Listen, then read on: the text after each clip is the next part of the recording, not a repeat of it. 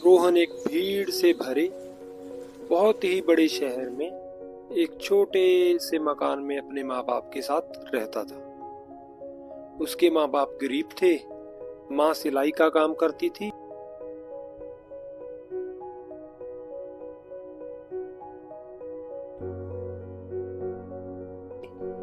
और उसके पिताजी वो मजदूरी करके घर का गुजारा चलाते।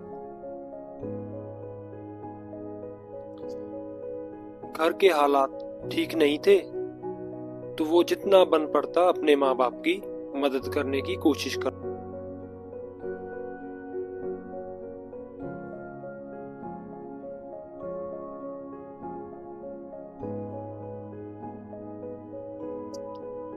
और इस सब के बावजूद भी उनका समय बहुत बढ़िया और बहुत ही प्यार से गुजर रहा था।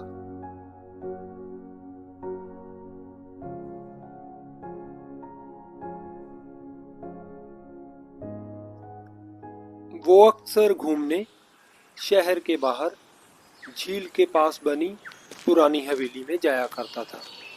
हवेली खंडर थी तो वहाँ पर ज़्यादा लोग नहीं आते थे और अकेलेपन के लिए ये बहुत ही बढ़िया जगह थी। एक दिन जब वो रोज की तरह हवेली पर घूमने गया तो टहलते टहलते उसे एक बहुत ही अलग काला नुकीला पत्थर दिखाई दी। उसने जैसे ही पत्थरों के ढेर को इधर उधर करना शुरू किया, ये क्या चश्मा? उसने सोचा जरूर किसी घूमने आए हुए आदमी का गिरा होगा। उसने मजे मजे में चश्मा लगाया और इधर उधर देखना शुरू किया। पहले तो उसे अपने शरीर में कुछ अजीब सा लगा, लेकिन बाद में इधर उधर देखने पर सब सही था। और जैसे ही उसने अपने पांव की तरफ देखा तो वो वहीं पर चकरा के गिर गया। अरे ये क्या, बाप रे, मेरे पांव को क्या हुआ, मेरे पांव को क्या हुआ? चश्मा लगाने के बाद उसे ऐसा लगा जैसे उसको उसके पांव दिखाई देना बंद हो गए हों। लेकिन बहुत देर तक सोचने के बाद उसने फिर से हौसला किया और चश्मा लगाया। इस बार जब उसने चश्मा लगाया तो वो घबराया नहीं। उसने अपने हाथों की तरफ देखा, वो धीरे धीरे गायब हो रहे थे। अरे ये क्या, जादुई चश्मा? उसने इधर उधर टहलना शुरू किया और जब उसने अपने पांव की तरफ देखा, ये तो बस उसके पांव के सिर्फ निशान थे। उसके पांव तो जमीन पर थे ही नहीं। चश्मा लगाने के बाद उसने हवेली में इधर उधर घूमना शुरू कर दिया। उसे अब सब समझ में आ रहा था। वाह, जादुई चश्मा! अब उसके मन में हजारों ही ख्याल आ रहे थे।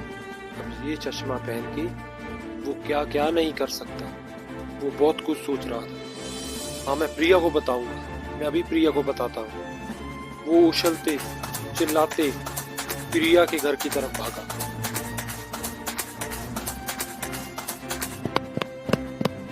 वो नदी के रास्ते होते हुए बाजार से होता हुआ वो प्रिया के घर पर पहुंचा।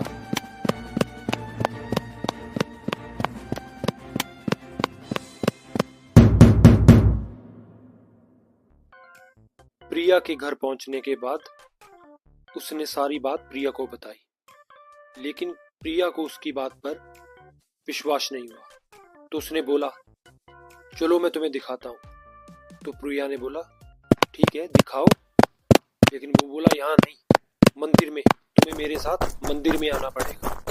तो प्रिया के साथ वो मंदिर की तरफ भाग।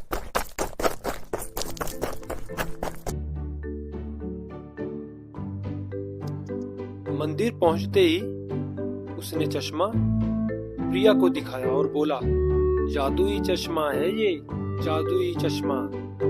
प्रिया ने चश्मे को गौर से देखा देखने में तो चश्मा बहुत साधारण लगा। देखते ही देखते प्रिया की आंखों के सामने रोहन गायब होना शुरू हो गया और देखते ही देखते सिर्फ उसके पांव के निशान ही दिखाई दे रहे थे। अब रोहन दिखाई नहीं दे रहा था। रोहन ने चश्मा उतारा और प्रिया को बोला, अब मैं ये दुनिया बदल दूंगा। प्रिया और रोहन ने बहुत सारे प्लान बनाए और देखते ही देखते शाम हो गई। उधर दूसरी तरफ रोज की तरह प्रिया के पिताजी अपनी किताबों की दुकान पर बिजी थे, लेकिन तभी उन्होंने भयंकर लाल को अपनी दुकान की तरफ आते हुए देखा। भयंकर लाल एक बहुत बड़ा बिजनेसमैन था, लेकिन बहुत ही बेईमान आदमी भी था। अभी भयंकर लाल की नजर प्रिया जी के पिताजी की दुकान पर थी। वो प्रिया के पिताजी के मना करने के बाद गुस्साए भयंकर लाल ने बोला, कल मैं अपने आदमियों के साथ आऊंगा और इस दुकान को खाली करवा के ही रहूंगा। घर पहुंचने के बाद ये बात प्रिया के पिताजी ने प्रिया की मम्मी को बताई तो वो भी परेशान हो गई।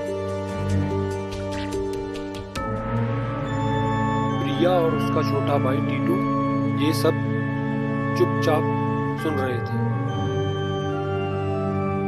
प्रिया घबराए हुए सारी रात यही सब सोचती रही।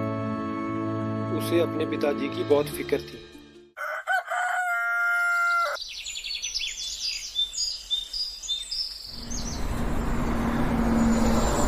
दूसरी सुबह जब वो स्कूल गई तो रोहन बोला, क्या बात है प्रिया, बहुत उदास दिख रही हो।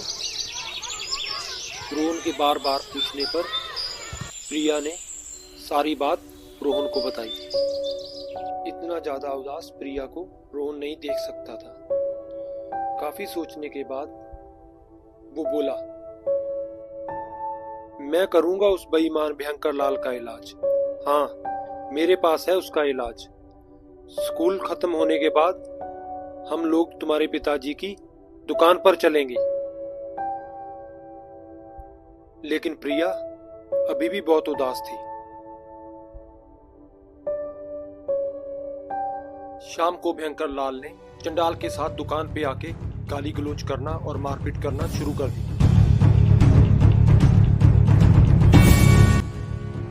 रोहन और प्रिया चुपचाप ये सब देख रहे थे।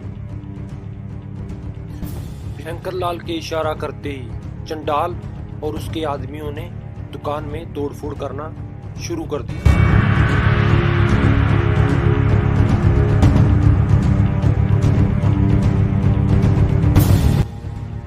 जब प्रिया के पिताजी ने चंडाल को रोकने की कोशिश की तो उसने उसके साथ भी धक्का मुक्की करनी शुरू कर दी।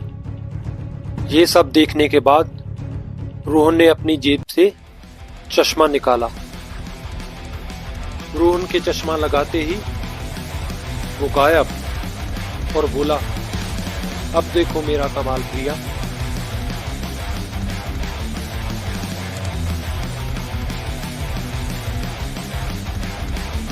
चंडाल के देखते ही देखते एक कुर्सी हवा में उड़ी और वो कुर्सी चंडाल के सर में लगी।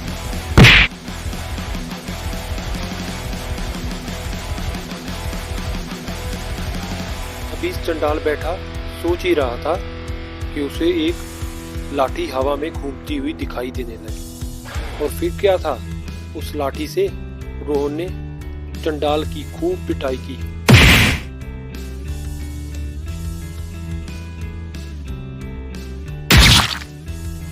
ये सब देखने के बाद चंडाल की आंखें खुली की खुली ही रह गई। उसे लगा यहाँ पर जरूर कोई भूत है।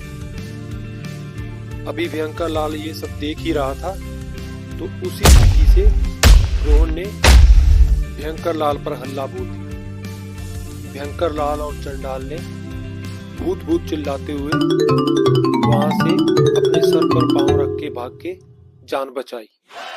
उनको जाता हुआ देख प्रिया और उसके पिताजी बहुत खुश हुए।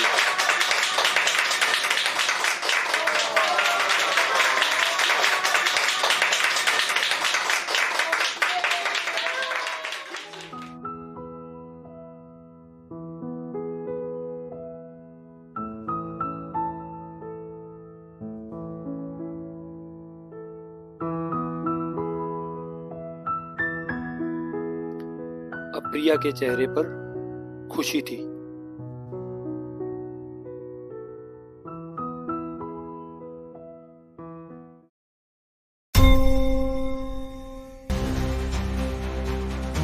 पूरे शहर में इसी घटना की बात हो रही थी। कोई इसे भूत समझ रहा था और कोई भगवान का चमत्कार। लेकिन इस सब के बीच शहर अनजान था कि एक नए हीरो, एक नए सुपर हीरो का आगाज हो चुका है।